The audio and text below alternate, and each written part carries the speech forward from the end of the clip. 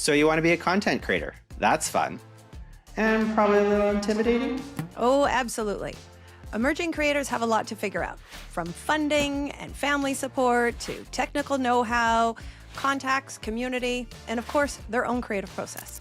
I've spent 2 years telling everyone that I'm going to do it, but like, how am I actually going to do this? When you enter the game and you feel like you have to pretend that you know everything, that really gets in your own way. I think I'll be the first person to say that I was probably my number one obstacle standing in my way in the beginning. It can definitely be a bit overwhelming. But as the good old saying goes, every journey begins with a single step. So put on your walking shoes because we're here to help you find your footing.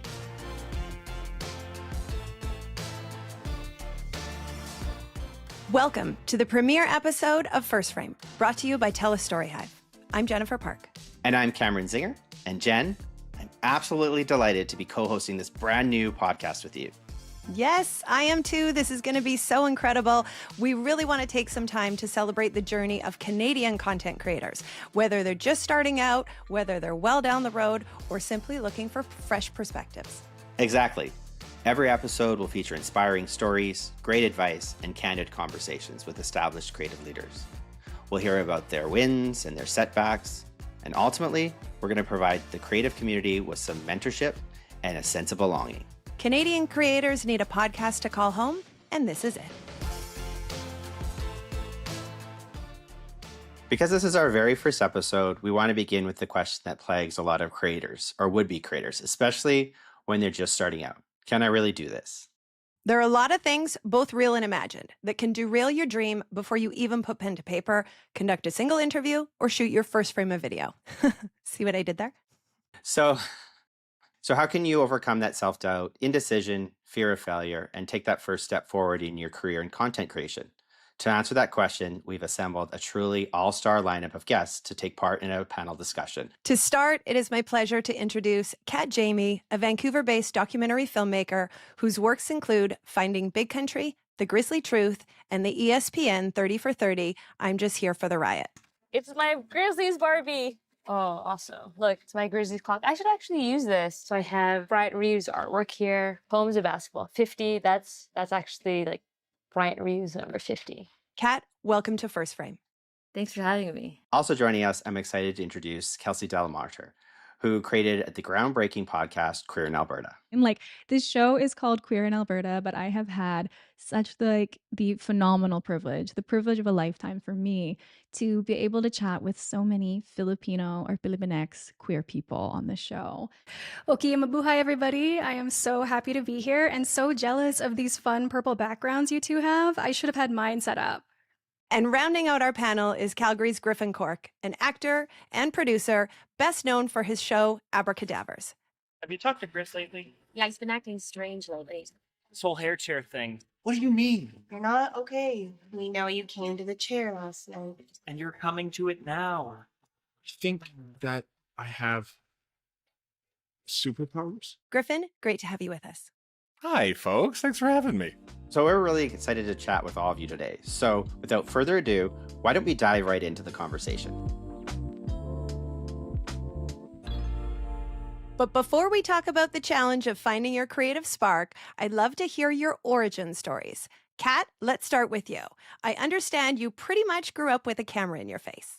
Yeah, that's right. My grandfather just documented every aspect of my life, of my cousin's life. And so before smartphones were a thing, I was, going to high school with my family video camcorder, and I would just film everything that my friends and I would do. I was on student council, and instead of plays, which were, previous years had done before that for, assemblies, I would show my films. And so my classmates were actually my first audience members.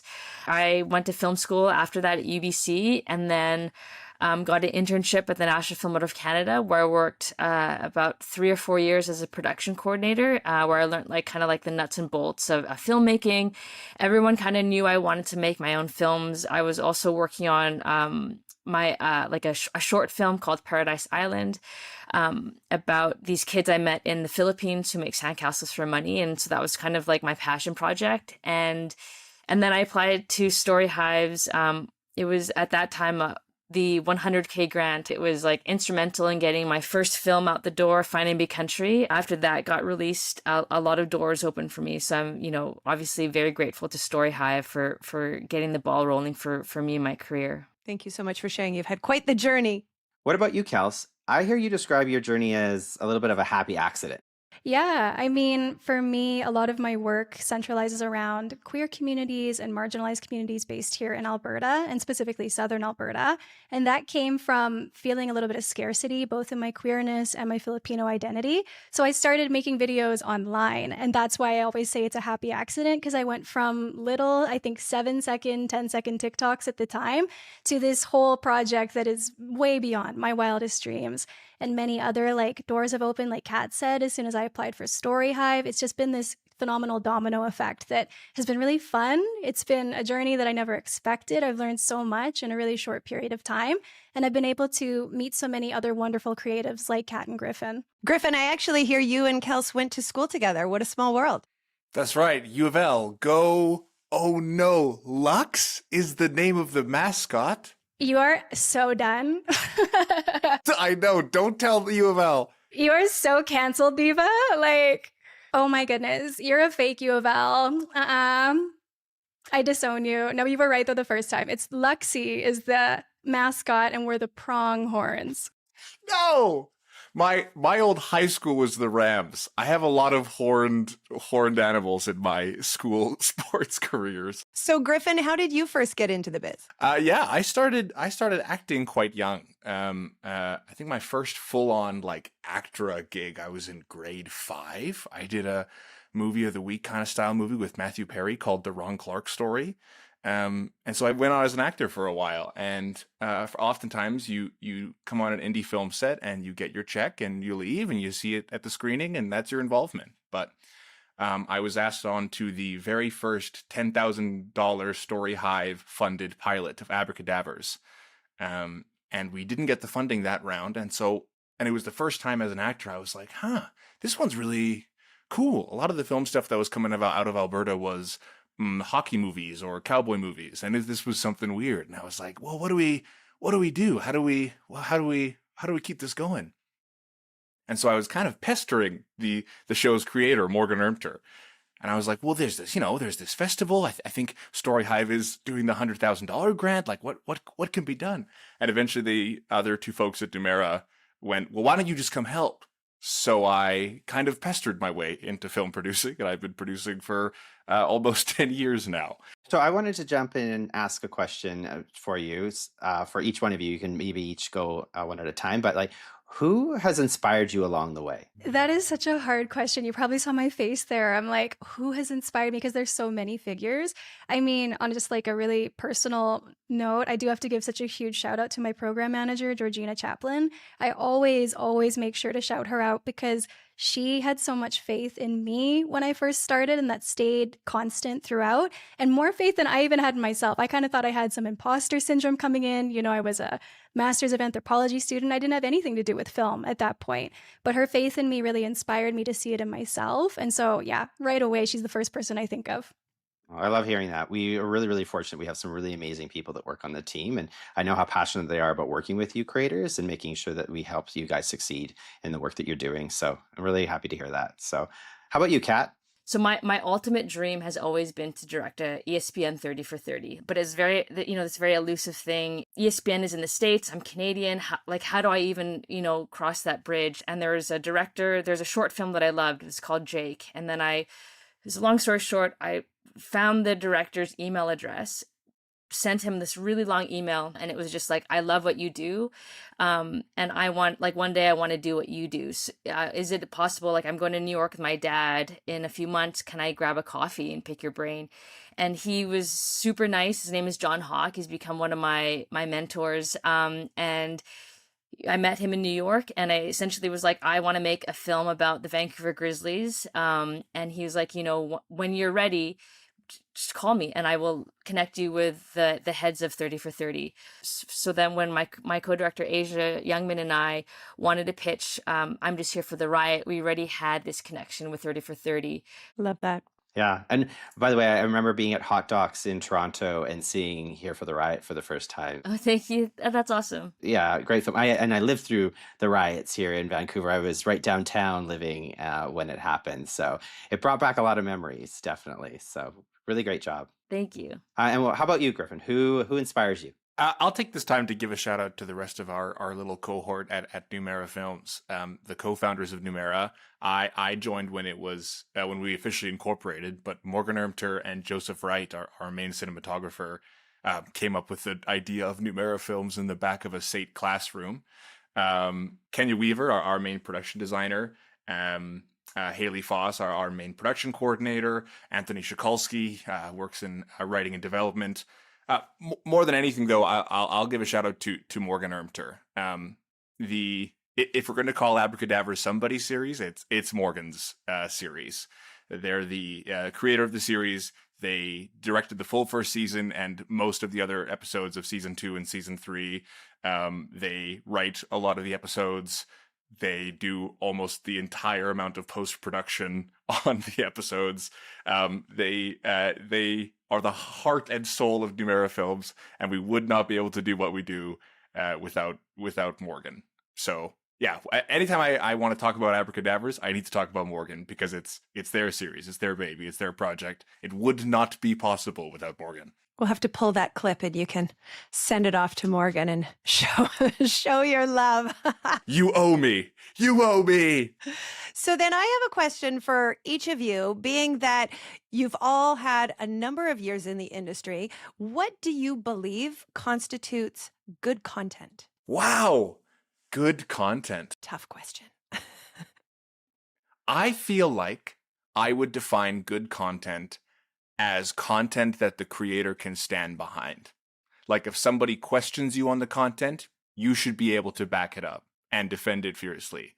Because that means you believe in it. That means you probably like it. And if you can't do those two things, then why are you making it? It's a good point. I think I have a bit of a counter to Griffin's point there, so this will be fun. I totally agree, like, you should be very proud of what you create, and it should come from passion. But for me, like, so much of my work is community focused, and so I think, like, something I always advocate for is that if you're going to create something that's maybe even from a community separate from yours, then that community needs to stand up behind it and be the one to advocate and to defend it or whatever it is and be proud of it more so. I think a lot of people want to tell stories, but when you're engaging with marginalized communities in particular, it's important that they are at the center of every aspect of that project. 100%. Yeah. It's no secret that you've all found success in your chosen careers. And with that means that you've have to put in a lot of work and a lot of effort, and it doesn't necessarily come easy. So next, we'd like to unpack some of the challenges you faced along the way and how you've overcome them. Kels, let's start with you. Hoping you can tell us about maybe some of the obstacles that you've run into and how you dealt with them. I think I'll be the first person to say that I was probably my number one obstacle standing in my way in the beginning. I kind of felt like I almost snuck my way into the STORYHIVE project because I felt so, from such a totally different sphere. But I would have to be giving myself way too much credit to be able to sneak in when you folks do so much work to try and select fantastic talent. So I'm not that crafty or anything to be able to get past. But once I started to realize that STORYHIVE was more than just, the funding and really the support as well that came from Georgina, from the whole team, starting to ask for help and starting to advocate for when there were gaps in my knowledge, not only helped me create something better, but opened me up to learning more skills to be the creator that I am today, which really excites me. I never thought that I would be able to do the things that I do, and I'm still learning. And I think that's the best thing. When you overcome that hurdle of like shying away from your vulnerabilities or those gaps in your knowledge, your whole life and your whole artistic journey can change. And I really appreciate you saying that, because I think that when it comes to creators wanting to jump into creating content, that self-doubt is probably the first thing that stops them from trying. Totally. And I hear it from other StoryHive creators that are starting for the first time. So I always try to encourage them, just reach out to the resources are there. And the other thing that I think is my favorite thing is the community of creators like Kat, like Griffin. There's so many folks I've met now in Calgary, in Lethbridge, in Alberta, in Vancouver even, that we know each other through all going through this program, and we're all willing to help one another out.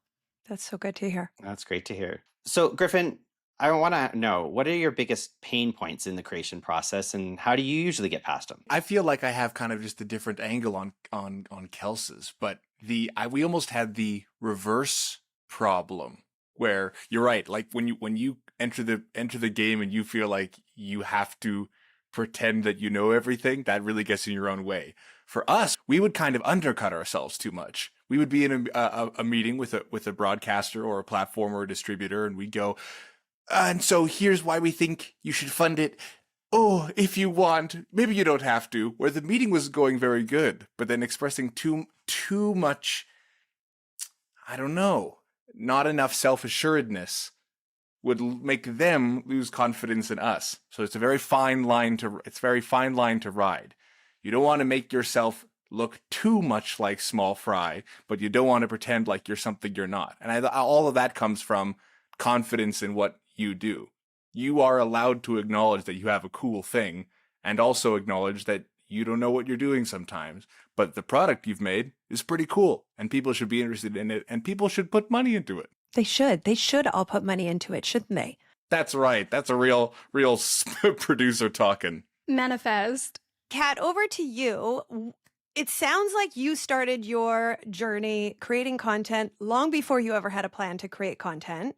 So at this point, what do you wish you'd known before starting your journey? One of the greatest lessons I've learned as an artist is that, so I spent 2 years pitching Finding Big Country before I got funding.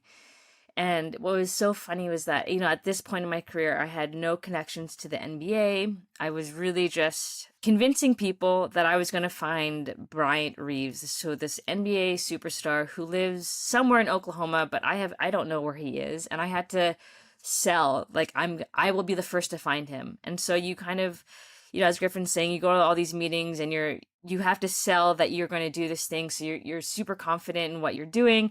And then you go home and you're like, but okay, wait, how am I actually going to do this? Like, how am I actually going to find Bryant Reeves? Like, I've spent 2 years telling everyone that I'm going to do it, but like, how am I actually going to do this? And I remember the morning that I woke up, go to the airport, and I was just like, what the hell have I done to myself? Like, I'm doing this to myself, right? Like, no one has told me that I have to go to Oklahoma, that I have to get on this plane.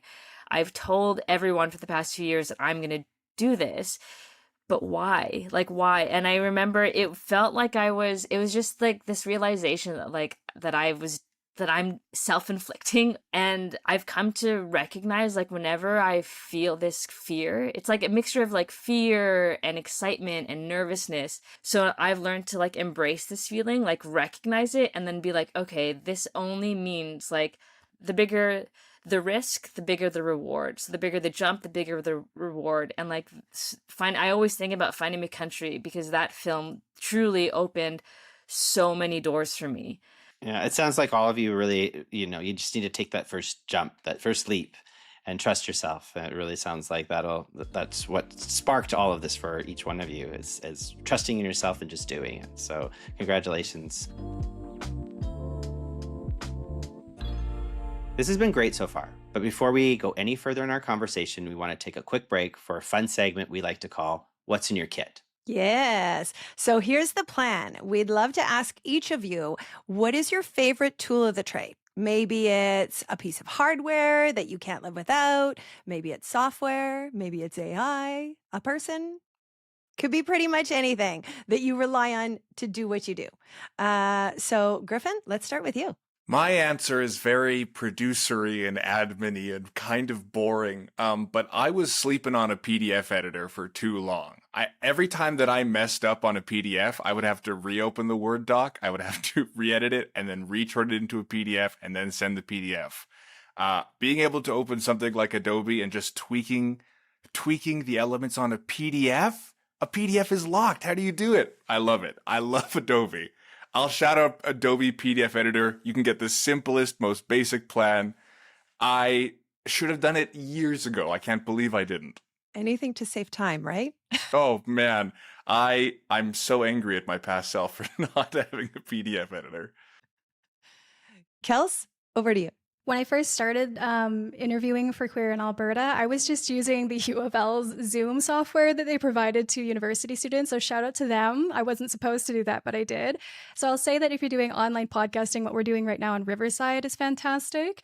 But on a, like, I guess a gushy, sweet note, my partner, Sarah, I probably couldn't live without. She's seen way too many times, I think, every episode of Queer in Alberta to reassure me if it looks good or what she thinks needs to change as an external pair of eyes. So when you mentioned a person, she was also top of mind. That community of support, right? Got to keep you going. Kat, over to you. I'm a big journaler. I like going for walks and just having a piece of paper and a pen. And I usually find my great ideas kind of come when I'm not doing anything, and I just kind of let my brain kind of wander. And I always get teased by my friends because I still use like a paper calendar.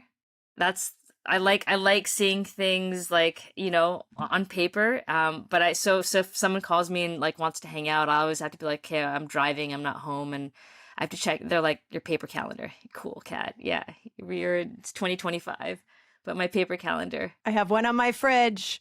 Yeah, exactly. Yeah. I sound a lot like you, Kat. I'm the person that, you know, goes and does something outside and gets ideas. I think I drive Jen crazy. I'll send her ideas via text all the time. I'm like, what about this? And she's like, oh, I'll add it to your list. Yeah, exactly.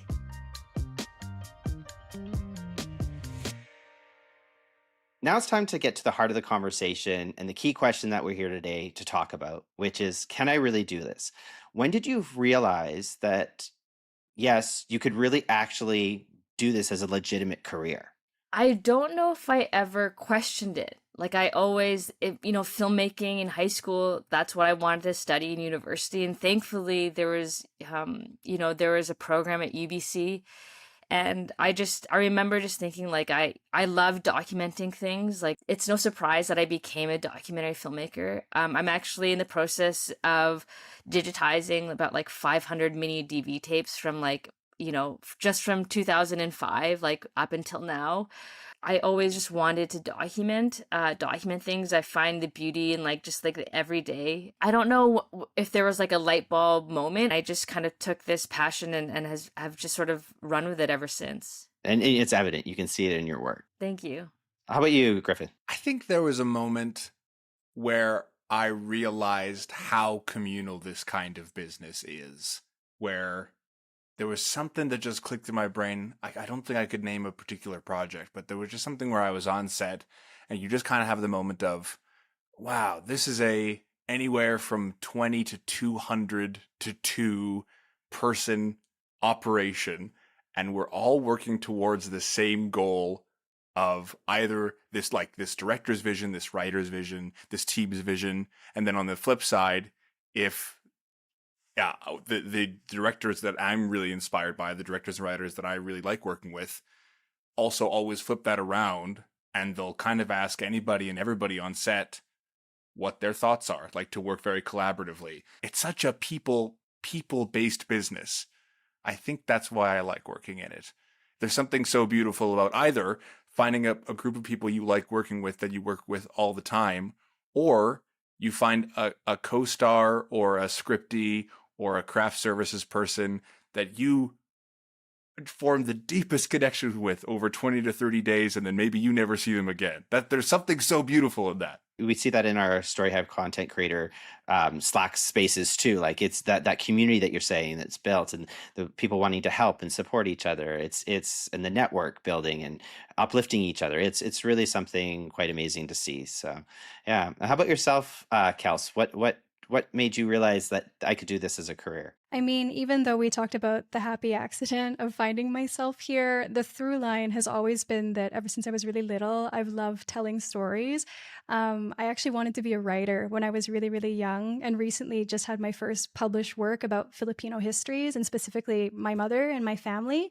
So multiple dreams are coming true. And to answer your question, even though I did anthropology and then did StoryHive, that storytelling was always the thing that I was always passionate about. So I work in Canada Canada's museums and podcasting. And I know that as long as I'm connecting with community and sharing those stories and breathing them in, that's something that I need to continue to go on. That's amazing. And congratulations.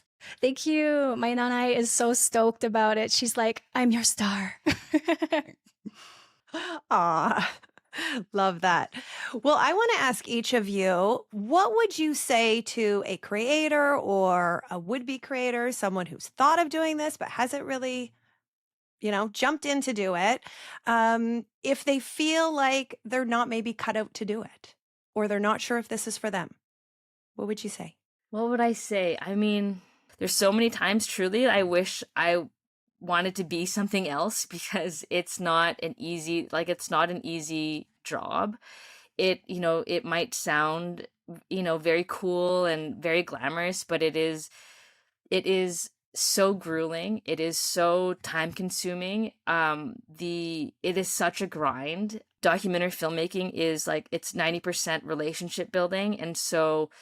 And it has to be real and has to be genuine. So it's very time consuming, and it's very emotional. And so there's so many times I'm like, oh, I wish I didn't want to do this, but there's just this nagging voice in your head that just won't shut up until you do it. But, I think it's okay to have self-doubt, that sinking feeling sometimes, but it's part of your job to sort of, again, protect your dream. If someone says no, it doesn't mean that it's a bad idea. Maybe there's something that you have to work on, right? That's just not hitting right, and you just have to kind of finesse it a little bit, and then, just go for it, because there's a lot of adventure out there. And that's it. I say it's my job is a tough one, but the adventures that you get to go on are just they're just life-changing adventures, and they're so much fun. I love that. And I love the fact that you talked about, if you hear a no, keep going, because it's something at STORYHIVE, because we do get a lot of creators that are applying to our programs. I wish I had an endless bucket of funding that we could fund everybody's story. We just don't have the ability to do that. So I love the advice to just keep going, even if you get a no. So thank you. Thank you for sharing that. Kels, what advice would you give to somebody? Kat really took the words out of my mouth. I was really just going to say that a no isn't forever. It's not finite. You have the opportunity to learn from it. And I think when we're so scared of even putting ourselves out there, a no is better than a what if, because then you can pivot and you can learn and you can adjust. So I think that's something that I would say. You're never going to know if you don't put yourself out there and try. And if it's a no, it's not forever. Exactly. I love that. Griffin. Something we operate on at Dumera is a philosophy that you're going to get one yes for every 10 no's. And so for a while there, when we were really deep in it, we would have a list going on our whiteboard where when we were at 7 no's, we knew that it was coming, and we never got the 10 no's. There was always a yes. But if we got 2 yeses in a row, then we know there's maybe 20 no's coming. However, to maybe offer a piece of advice, so I'm not just the third guy also saying, don't worry about no's. For me, and it's something that you touched on, Jennifer, in terms of maybe it's just not the right career for me. I don't think that anybody can say that it's not the career for them unless they've tried every kind of production or pre-production or post-production position in film or podcasting or audio production or animation, because there will be something that you like and something that you're good at.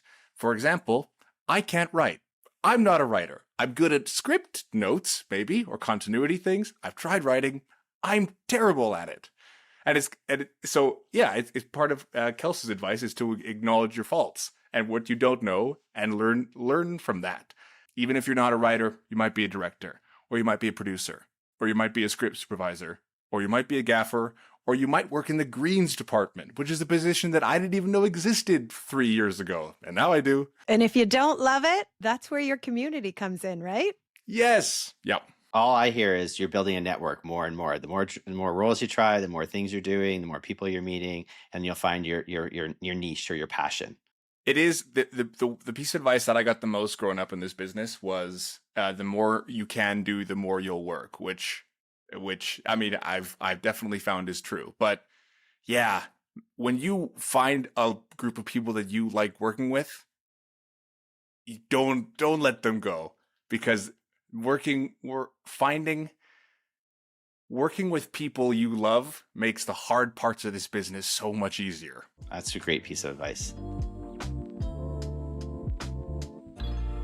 So we're almost out of time, but before we go, I want to ask each one of you one more question. And what one piece of advice would you want to give our listeners today if they were to take away one thing from today's conversation?